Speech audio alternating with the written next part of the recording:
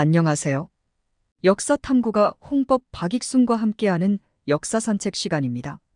오늘은 임진왜란 당시 한강방어 임무를 수행하다가 수적 열세로 후퇴한 뒤 해유령에서 승전한 신각장군이 억울하게 참수된 상황 속으로 들어가 역사산책을 해보기로 하겠습니다.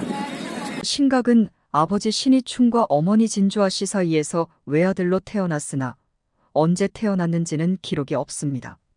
그러나 무과급제 후 중앙군과 지방군의 무반직 대부분을 역임한 유능한 장수입니다. 1587년에 경상도 방어사가 되었으며 그로부터 5년 뒤 임진왜란이 발발합니다. 1592년 임진왜란 초기 조선군은 계속 연전연패를 당해왔습니다. 선조가 가장 믿었던 신립장군도 탕금대 전투에서 대패하자 조선조정은 혼란에 빠졌고 선조는 곧장 개성으로 도망을 했습니다. 이때 선조는 문관인 김명원을 도원수로, 무관인 신각을 부원수로 삼아 한강에서 왜군의 진격을 막도록 명합니다. 또 우의정이던 이양원을 유도대장으로 임명하여 한양을 사수하도록 했습니다. 명을 받은 김명원과 신각은 용산에 주둔하며 왜군의 한강 도하를 저지하기 위해 노력했습니다. 그러나 왜군 가토오의 선봉이 한강을 도하하기 시작하자 겁에 질린 도원수 김명원은 신각의 만류에도 불구하고 선조가 머물고 있는 개성을 방어하기 위해 임진강으로 퇴각을 명했습니다. 도원수의 퇴각 명령으로 도망병이 속출하고 군은 삽시간에 와해되어 버렸습니다. 이를 지켜보던 신각은 남아있는 병사들을 이끌고 유도대장 이양원과 함께 양주로 이동하다 마침 병사를 이끌고 한양을 지원하러 오던 함경도 남병마절도사 이온을 만나며 병력을 늘리게 되었습니다. 이때 양주 일대에서 노략질을 일삼던 왜군을 백성면 연곡리 해유령에서 매복하고 있다가 기습공격해 70명을 참수하여 임진왜란 중 조선군 최초의 육전 승리 기록을 세웁니다. 신각은 승전보를 올린 후 연천의 임진강 근처에 진을 쳤습니다. 그러나 도원수 김명원은 부원수 신각과 연락이 두절되자 신각이 자신보다는 우의정을 지낸 이양원을 따른다는 핑계로 신각이 도망쳤다는 장계를 올립니다. 5월 18일 비변사에선 신각을 군법으로 다스릴 것을 청했고 선조는 이를 받아들여 선정관을 보내 신각을 처형하도록 명합니다. 그리고 얼마 후 해유령 전투의 승전보를 받은 선조는 다시 선정관을 보내 신각을 죽이지 말라고 명했지만 이미 신각은 처형된 뒤였습니다.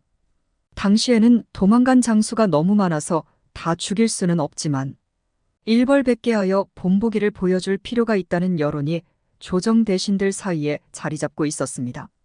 선조도 도망한 부원수 신각을 참수해야 한다는 비변사의 주장을 접하고 도망한 장수들에게 경종을 울리려 했겠지만 신각 장군을 이처럼 급히 처형하도록 내린 결정은 참으로 성급한 잘못된 결정이었습니다. 기록에 따르면 김명원이 신각과 두절된 기간이 3일입니다. 징비록에서는 김명원은 그 위인됨에 비하여 모자가 너무 큰 사람, 지도력을 갖추지 못한 무능력하고 심지가 굳지 못한 가벼운 사람이요. 반면에 신각은 청렴하고 신중한 무장으로 군사를 아는 목민관이라 했습니다. 전란 속에서 충을 다한 무장으로 그에게 90살 노모가 있어 사람들이 더 안타깝게 여겼다고도 서술되어 있으며 선조 수정실록도 신각이 비록 무인이기는 하나 나라에 몸바쳐 일을 처리하면서 청렴하고 부지런하였는데 죄 없이 죽었으므로 나라 사람들이 원통하게 여겼다 라고 적고 있습니다. 신각이 처형되었다는 소식을 들었을 때 그의 부인 정씨는 남편의 장례를 치른 뒤 스스로 목숨을 끊었다고 합니다. 임진왜란 전독기상서로 유명한 조언은 선조에게 외침이 있을 것임을 누차 주장했습니다. 조언이 평안감사 권진과 연안부사 신각에게 외침이 있을 것이니 방비하라는 편지를 보냈는데 권징은 무시했지만 신각은 조언의 충고를 받아들였습니다. 그가 외란이 전조원의 말을 듣고 황해도 일대에 성을 쌓아놓은 덕택에 훗날 황해도 연안성에 쳐들어온 일본군을 이 정함이 이끄는 이병부대가 물리칠 수 있었던 것입니다. 물론 이정함도 신각이 해놓은 방비에 더해서 준비를 해놓았기에 버틸 수 있었던 것도 사실입니다.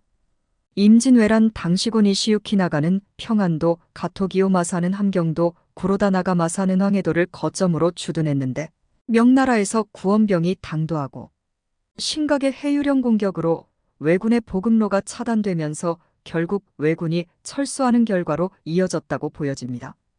본디 유순한 성격으로 도원수라는 직책을 맡은 김명원은 행정가로서도 성실하며 남을 모함하거나 해코지하는 일은 없었지만 성급하고 잘못된 장계로 훌륭한 장군을 죽게 만들었습니다.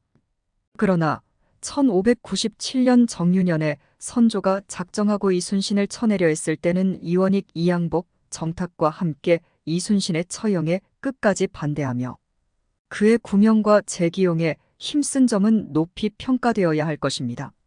지금까지 임진난시 한강방어에 실패하고 도원수 김명원과 연락이 두절된 후 해유령에서 대승을 거뒀지만 김명원의 성급한 장계로 사라져간 신각장군의 일대기를 알아보는 역사산책의 시간을 가져봤는데 다음 주엔 육전의 최고 명장 권율장군에 대한 역사산책을 하기로 하고 여기서 마칩니다.